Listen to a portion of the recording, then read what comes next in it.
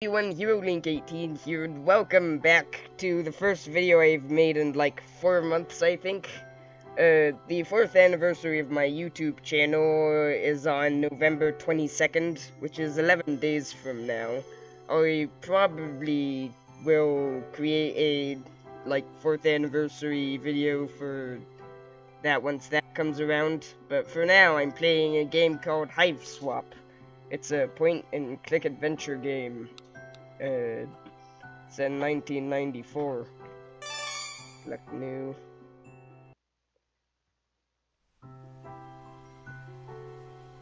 Graphics are really good in this game. There are Joey, Claire, Jude Harley, and their dog.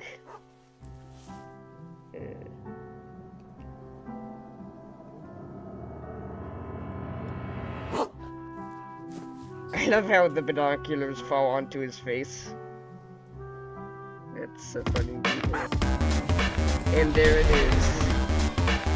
The snake monster. Not sure why they call it a snake monster. It's more of a centipede. Snakes don't have legs.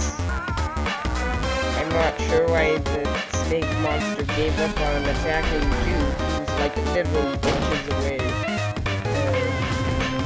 But now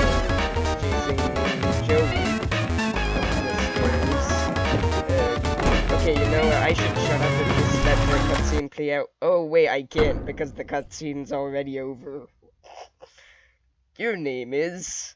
Sorry, you're going to need a minute. Okay, you gave yourself a minute to freak out because of the monster, the thing with all the legs and teeth, the one you barely got away from. Minute's up, though. You take a deep breath, let the uncertainties slip away into the toothy, arm-waggling darkness, and focus on what you know. Your name is Joey Claire. You live just outside the town of Huntswich. You are, in no particular order, a puzzle solver, a semi-orphan, a dancer of multiple schools, an aspiring veterinarian, and a big sister. Speaking of, that monster, the one that barely missed eating you alive, only you're not thinking about that right now, might be headed back outside where your little brother is. You've got to warn him. Alright. Gonna turn the light on here. The door to your possibly snake monster occupied hallway. You really need to let Jude know that monster might be coming after him. So obviously this game involves a lot of reading. I'm not sure what to say here aside from what I'm going to read. Let's check the calendar here. Look, it's the 11th of November.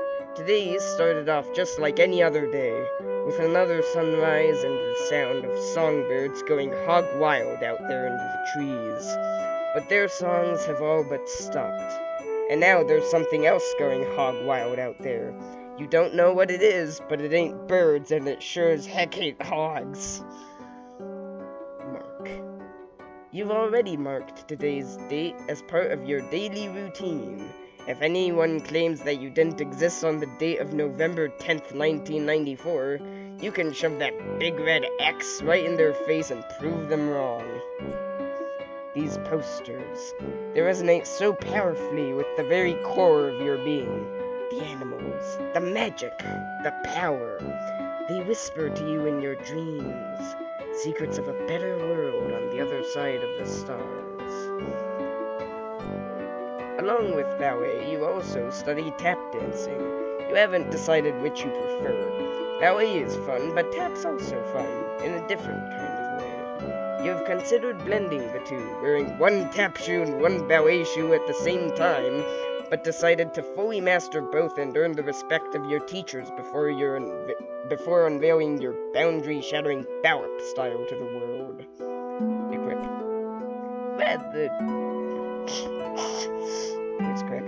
You add the tap dance abilitech to your tech niche.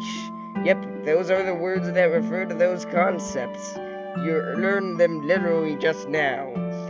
These'll help if there's anything you need to shake up, or shake off, or if you're just in the mood to shake it. Check books. You've got more pressing concerns right now than the book report you have to hand in on Monday. Besides, none of these books are appropriate choices for a book report, according to your teachers. Your teachers seem oddly fixated on award-winning books where beloved dogs are introduced and then inevitably die. You kind of hate your teachers sometimes. Mom won this award at around the same age as you for being best at ballet. It's pretty. Your babysitter gave you this for your birthday.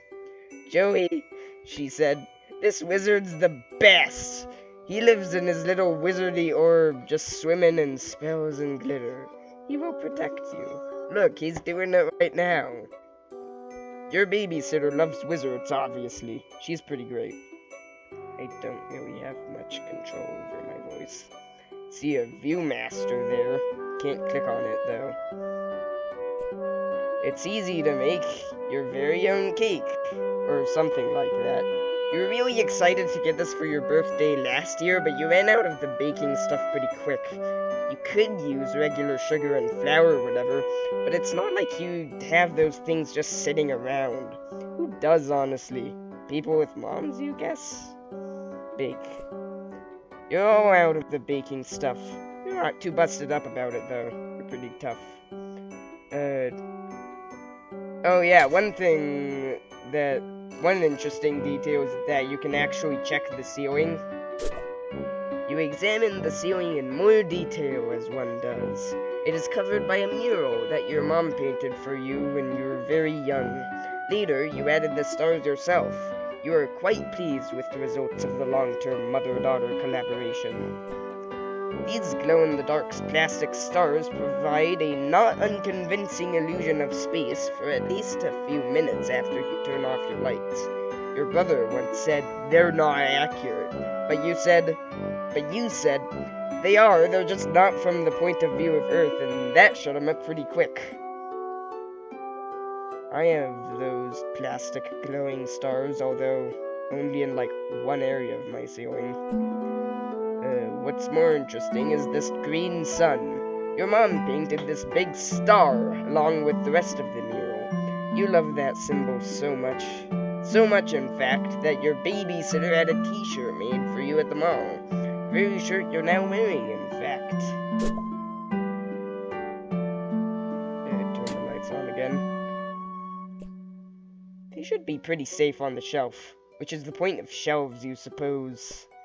This is a raised and cushioned platform where you spend several hours every day unconscious and hallucinating, usually while the majority of the other people on the continent are also doing the same thing. Hang on. I mean, I guess this thing might be a little more interesting if I was, like, actually playing this for the first time. If Act 2 ever comes out, I'll probably make a Let's Play of that. A blind Let's Play, I mean. Can't really think of much commentary to add here, so I'll just be reading stuff. That's good anyway, I guess. But Act 2 will probably not come out for like another year, or 2 years, or 400 years, or something. I don't know. Already read that. Let's check this weird dog thing. That apparently is an actual toy that existed in the 90s. Puppy surprises having puppies. How many? That's the surprise. Puppy surprise. Puppy surprise. Whenever you look at this thing, the song from that commercial runs through your head like a snake monster on an autumn afternoon. It's a great place to stash your keepsakes where they stay as safe as a teen hiding in her bedroom from a snake monster. You reach inside the expectant plush canine and puppy surprises having puppies. This thing is really weird. She actually came with 5 puppies, but you gave 2 away to make room for other stuff. You don't know anybody else who got 5. Some kid from school got 4 in hers, and she wouldn't shut up about it for a week. You're not one to brag, but yeah, You walked with a little spring in your step for a while after birthing that quintet of pups. Maybe you 5 puppy people are just cut from a different cloth. Let's look at this. Ah, yes. No one would ever think to look for your precious diary key inside a plush mother dog. Least of all your brother, who was upset he didn't get one of the puppies. Jude can be pretty melodramatic. Speaking of precious keys, there's also a beautiful old trinket that used to belong to your mom. You have no idea what it is, but looking at it reminds you of her. Honestly, you're not sure you'd be comfortable leaving it here with everything that's going on. Yet, you collect the diary key from its plush hiding wound. While you're at it, you think maybe you should keep this beautiful heirloom of your mom's close. Just a feeling. A deep, inexplicable, impossible to ignore feeling. Your babysitter got you this junior veterinarian's medkit. It's kind of important to you, so you think you'll leave it here for now. It would really bust you up if something happened to it. Try to remember if Clarissa ever got in any jams like this. You have so much in common. Annoying little brother, computer in your room, a second-story bedroom. As much as you hate to admit it, Clarissa's life deviates from yours on a number of vertices. Her parents were around, she had a cool friend who was a boy but not her boyfriend, no monsters in the yard, etc. That was apparently a TV show, sitcom thing, 20 years ago. This is where you keep your clothes. You consider your fashion statement to be fun and comfortable, and try to model yourself on Clarissa. Clarissa. She really does explain quite a few things, except, of course, precisely where she gets her clothes and how she manages to look so great all the time. Change.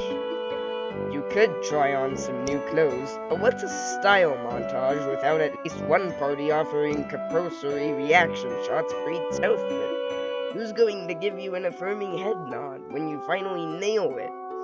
There are important things to consider before you carelessly plunge headlong into a style montage. Alright, let's finally grab the walkie-talkie. Your walkie-talkie, half of a set. Your brother has the other one. Could come in handy. Yes. Feels a little light.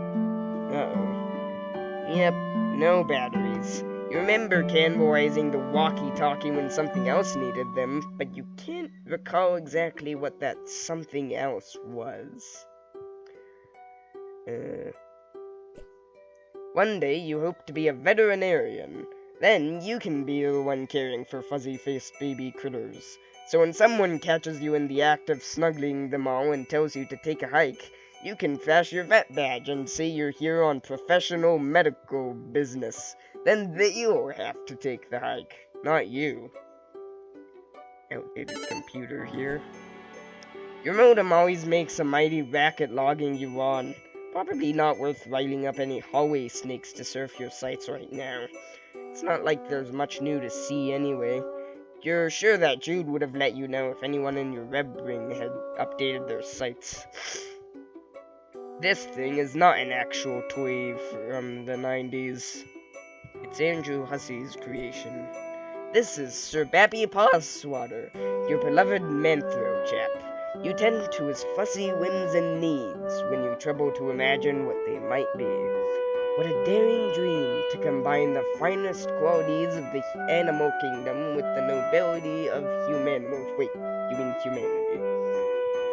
Anyway, Sir Bappy Pawswater will have to tend to his own fussy whims and needs for a while. You've got a lot of crap on your plate right now.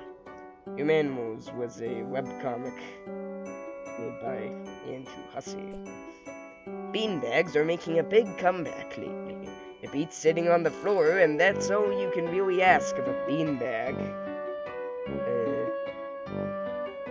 Let's explore the other side of the room. Window. The sun has just set, making for a glorious autumn eve. As such, autumnal evening glory radiates from the heavens, kissing the clouds on its way down to earth. Stupid clouds, all untouchable and ephemeral and stuff. Poor puppy. If that icky, snaky thing hurt her, well, you'd use your budding veterinary skills to patch her up and make it all better, but you'd also be very angry. Right now, she doesn't seem to want to come out of her doghouse. You can't blame her. Remember when you were raking up those leaves? Your dog knocked you over and you laughed, and then everything turned to monsters. Ah, memories. It's from like 10 minutes ago. Yikes, more of them? Gentrification is a real monster. Blistering social commentary aside, you sincerely hope you and your brother aren't killed and eaten by these eyeless horrors. Looks like Jude'd scurry up to his treehouse to get away from that thing, unsurprisingly. He acts like it's his mission control room up there, as if a goofy kid legitimately has any secret business of that sort. Outrageous. You're not allowed up there, he says, to which you reply, you'd rather step on a rake than set foot in his rickety little nerd hut. You score him so often, you really should be pulling in a teacher's salary. You briefly muse on the metaphorical significance of the flashing light. What could it represent? The past? The future? America? It's your stupid brother. You need to get in touch with him. The music in this game is also really good. Forgot to mention this earlier, but some of the game's soundtrack is actually composed by Toby Fox, who's the same guy who made the music for Undertale and Homestuck, as well as Deltarune, which is a game that came out recently. There's a normal sun up here. Goes to the green sun, and I'm mumbling. A prodigious collection of titles for your console's hungry, cartridge-shaped mouth. All the best ones are here. Well, all the ones you happen to own are here. You can spend all day listing them. There's Bubsy, Mentioning Bubsy made you feel a little queasy, so you think you'll stop there. Might go lie down for a bit, actually. You love your video game console. You're a computer games enthusiast at heart, but you can't help but enjoy the tactile sensation of a controller in your hand as you fight evil and save animals and etc. Lots of etc. You just saved before fighting the final boss, which means you'll need to budget several hours to fight through its various forms and anti-forms and transformations and... Look, it's got a lot on your plate right now. Yeah. Reminds me of the final boss in Problem Sleuth. Demon Head Mobster Kingpin. That fight took forever. Second, Mom.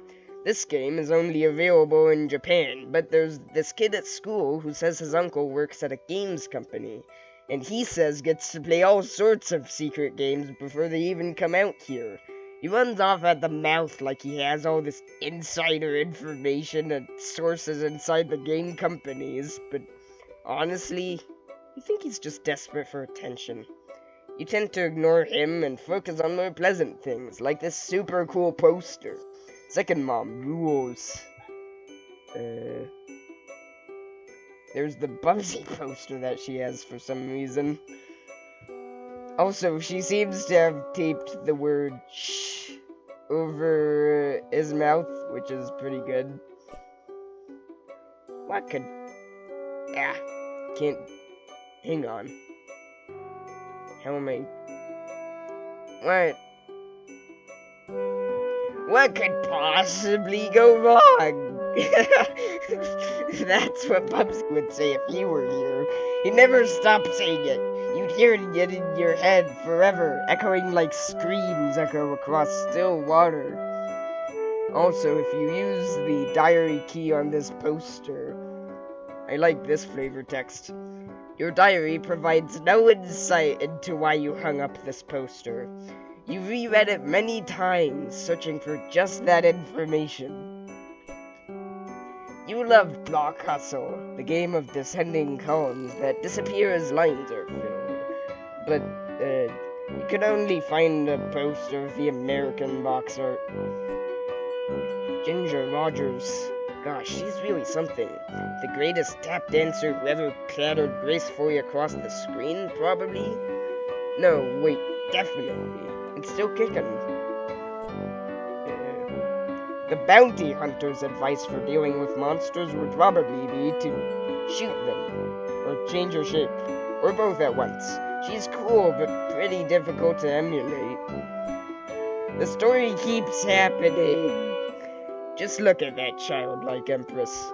She sure looks pretty pleased with herself for someone who's only in the movie for about 5 minutes.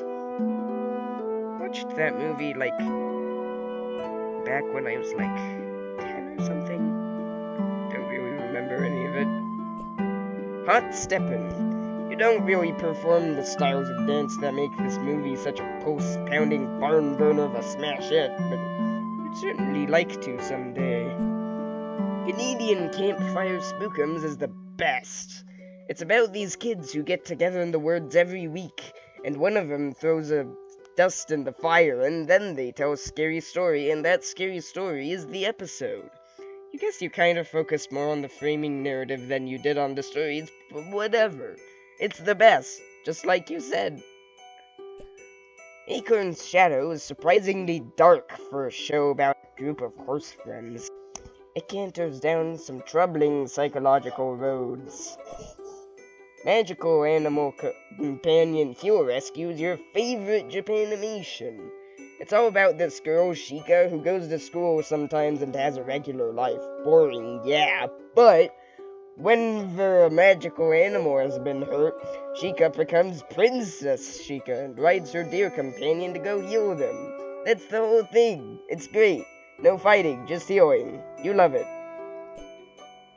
The goal of this game is to get 4 of your colored circles in a row before your opponent who's trying to do the same. You can also theoretically connect 5 if you're kind of a showy jerk. Here's the Edgar Degas painting. Watched a video about him, like, around probably exactly a year ago in art class. You really like this poster, but can't really say why. It's pretty, and you like the expression on the ballerina's face. You wonder if this is what it's like when adults go to museums to look at actual art. You hope so. Appreciate. You give it a good hard stare. Yeah, you're appreciating the heck out of this art. It would be difficult, if not impossible, for anyone to appreciate it more. The writing in this game is very nasty. You really get a charge out of this game. It's kind of bossy, though. Challenge. Oh, right, that's where you put the walkie-talkie batteries. You'll just take them back out. Okay, one more game for old time's sake first. Jude's probably fine.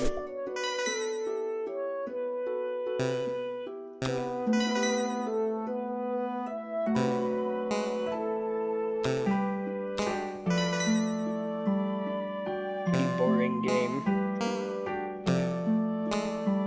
And of course the green button's broken. Oh, looks like the green button isn't working. Well, nostalgia's satisfied. Might as well scavenge the batteries. Now, one thing I like about this is if you use batteries on the Manthro chap, it says, his batteries died a while ago, but you don't really want to replace them. All they made him do was vibrate for hours with no off switch. When you tried to remove the batteries, he just vibrated so hard you couldn't even hold on to him. You just ran out of the room, and when you came back later, he'd worn himself out. That's pretty good. Anyway. Success! The walkie-talkie works like a charm now. A charm with battery power. You feel pretty pleased with yourself. It would seem you just solved your first puzzle of many on what is sure to be a sweeping adventure full of mysterious brain busters. Then again, putting batteries in a thing isn't technically solving a puzzle, you suppose. It is just overcoming a minor inconvenience that you created yourself, using mundane, widely available modern technology. You don't care, though. You're counting it. Jude, you there? Are you alright? Yes. Been covertly signaling status and requesting yours. Over. You mean the lantern? I don't know Morse code. Would never use such easily decipherable code. Over. Enemy agents everywhere. Over. Wait, on over. Still unconfirmed vis-a-vis your condition following enemy serpent encounter. Over. Please report bite status. How many and how gross? Over.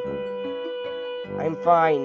No bites, you weirdo, but thank you for asking. It was a close one. Great, was worried. Over. That reminds me, after I shut the door on it, I think I heard it clomping off back down the stairs. I don't think you should leave your treehouse anytime soon. It might be headed back your way. No plans of leaving current location. Yard crawling with cryptid vanguard. Over. Yeah, whatever is going on, I guess we should just wait it out since we're both safe where we are. Negative. Over. What? Why not? Purely defensive posture. Tactically suicidal. Monsters likely just distraction. Could have obscured additional agents on approach. Over. Do you mean like more monsters or... Can't discuss on unsecured channel. Can't be certain who's listening. But evidence points to Antares class conspiracy cascade. Over. What? Over. Relieved you're taking this seriously. Are you totally prepared to begin forward operations? No going back now, Joey. Over.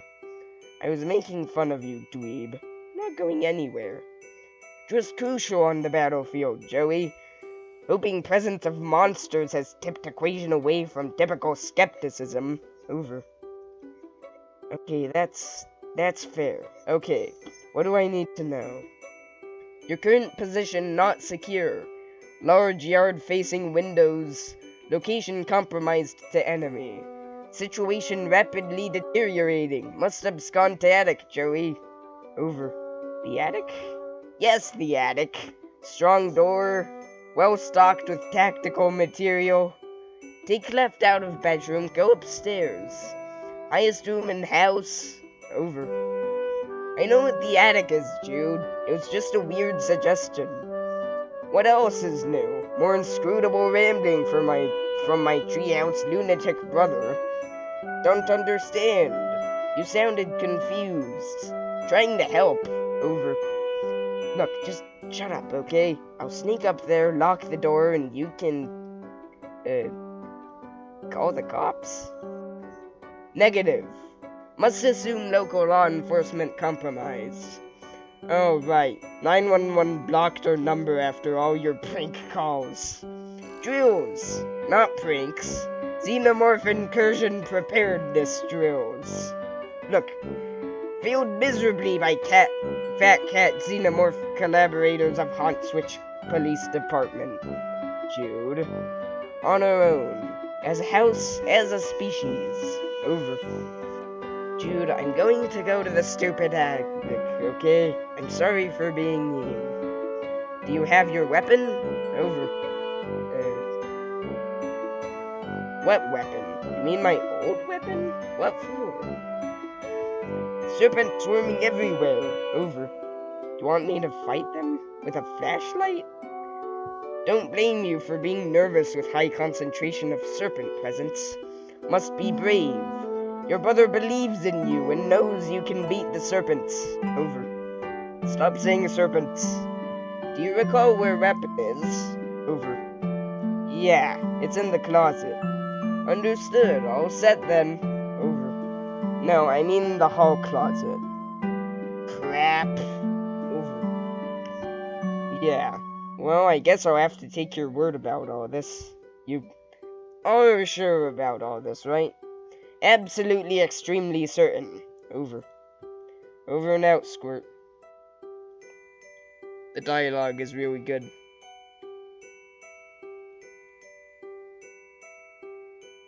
Anyway.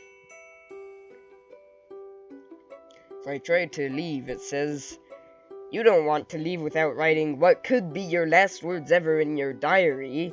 Exciting stuff happens to you once in a green moon. Or was it blue? You're too excited to think about moon colors now. And no, you're definitely not just stalling for excuses to avoid going out and facing that beast. Got the diary key from the puppy surprise doll. Since she's been gone, you've seen less and less of Pa over the years. Guess he had greener pastures to move on to. Or bluer beauties. That little girl there, she's destined for big things. Big hopes, big fears, big worries, big lonelinesses. Now hold on, pull yourself together. What would your mom say if she knew you were thinking like that? You really wish you knew. Look, you usually don't have much to record in here on account of the humdrum life you lead, but you think today will be a different story. Maybe you should take a moment to record a note now, just in case this is your last chance to set down your final words before your tragic demise at the hands of a horrible snaky thing. It's locked. If you wish to gain access to your long-buried or recently buried secrets, you have to use the diary key. You unlock and open your diary. Nice. Juicy secrets, here you come. Except they're just your boring secrets, so you don't care. Maybe something from your past will shed some light on today's terror mysteries. Some little detail, mentioned offhand and forgotten. The key kicking off a causal cascade of connections that terminates in a catastrophe of snake monsters. April 13th, 1994. Dear Diary, oh hum, nothing much happened today. Tried to make some new friends at school to maybe expand our social circle beyond just me and Jude's friends all the time. Wait, is it weird to call my brother's friends my social circle? You know what I mean, Diary.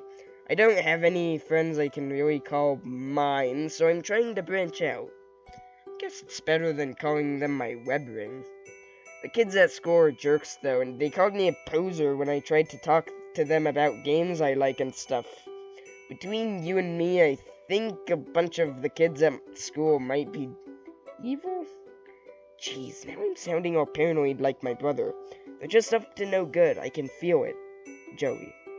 June 12th, 1994. Dear Diary. Whew, first day of summer vacation. I can't wait to get a break from all of those clowns at school. Sometimes I think what I really need is a vacation from humanity. Joey. October 25th, 1994. Dear Diary, I can't believe I haven't recorded an entry since the beginning of last summer. Needless to say, I've been back to school for a while now. Next summer can't come soon enough. Came home to a drunk babysitter again today. Sure is some quality adult supervision we youngsters are getting around here. She means well enough, though. There's Roxy Lalonde. Haven't heard from Pa in weeks. Last we saw of him, he popped in the house to drop off more stupid mummies and globes or whatever, and skipped off to go on more adventures. What a bozo. Also, how lame is it that he made us call him Pa instead of Dad while we were growing up? I miss Mom. Joey. If this is to be the last entry in your diary, then by gum, you're going to scare the bejesus out of whoever finds or wants your snake chow. November 11th, 1994. Dear Diary, forgive my hasty and nervous scribbling. I'm kinda scared, but maybe also a bit excited? Anyway, can't talk much now. There's a sly and cunning monster on the prowl. Possibly hungry for kidney, too. So I've got to... Okay, I don't have a darn clue what I've got to do. But I'll fill you in later once I do it. Joey.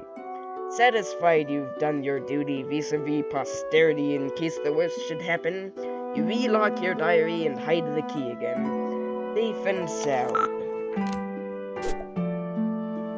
If writing in diary about tactics, please share. Over. I'm hanging up now. Not a phone.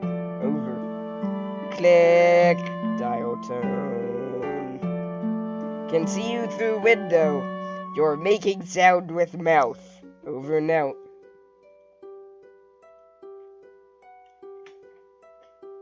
So I'm not sure how long the video is. I'm gonna guess like 20 to 30 minutes just to be safe. I think I'll end the episode here.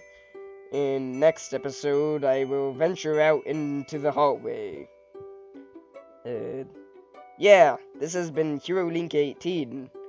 Leave a comment. Yeah.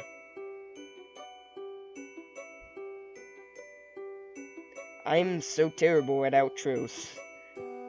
But yeah, that's the end of the episode.